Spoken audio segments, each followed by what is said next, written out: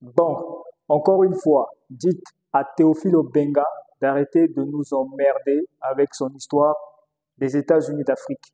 Qu'il arrête de nous répéter ça parce que il ne suffit pas de dire qu'il faut faire les États-Unis d'Afrique et puis nous allons y arriver. C'est un grand objectif, c'est un grand idéal et il est recommandé dans tous les aspects de l'homme que lorsque un objectif est grand, il faut savoir le subdiviser en plus petites étapes.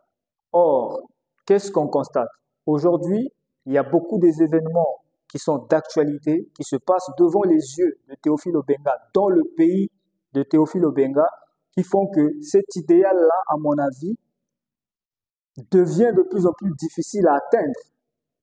Dans le pays de Théophile Obenga, il y a un débat, il y a une polémique. Mais c'est plus une polémique puisque de nombreuses personnes font des sorties pour sortir, où ils sortent des documents et des preuves que les terres congolaises sont en train ou ont été vendues à des Rwandais. Donc les terres où il y a des richesses, où il y a du pétrole, où il y a d'autres types de richesses sont en train d'être vendues aux Rwandais.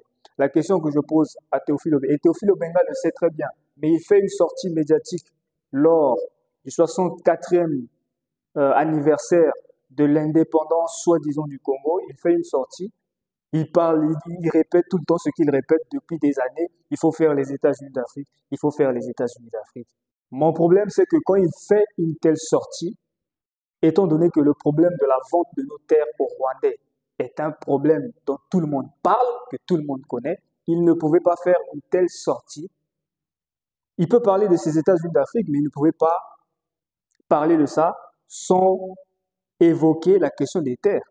Parce que la question là des terres là, ça ne peut pas faciliter son idéal des États-Unis d'Afrique. Même les États-Unis, même s'il fallait seulement faire les États-Unis d'Afrique centrale, ce n'est pas possible avec tout le bordel que le Rwanda est en train d'organiser en Afrique centrale. Les États-Unis, même l'unification du pays, d'ailleurs, commençons même, puisqu'il faut, les États-Unis, c'est quoi? C'est l'Union de l'Afrique. Les États-Unis de l'Afrique centrale, ça serait l'union des pays de la sous-région de l'Afrique centrale.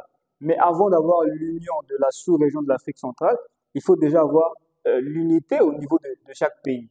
Mais est-ce que vous pensez que lorsqu'une partie, lorsqu'un petit clan de personnes se décide à vendre les terres qui appartiennent à tout un peuple sans consulter tout le monde, est-ce que vous pensez que ça peut même favoriser l'union du pays qui est le Congo?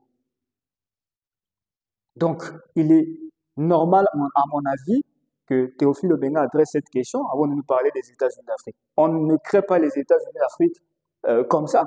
La preuve en est, ça fait des années qu'il répète les mêmes bêtises. États-Unis d'Afrique, États-Unis d'Afrique. On est d'accord, mais en quoi nous avons atteint cet idéal?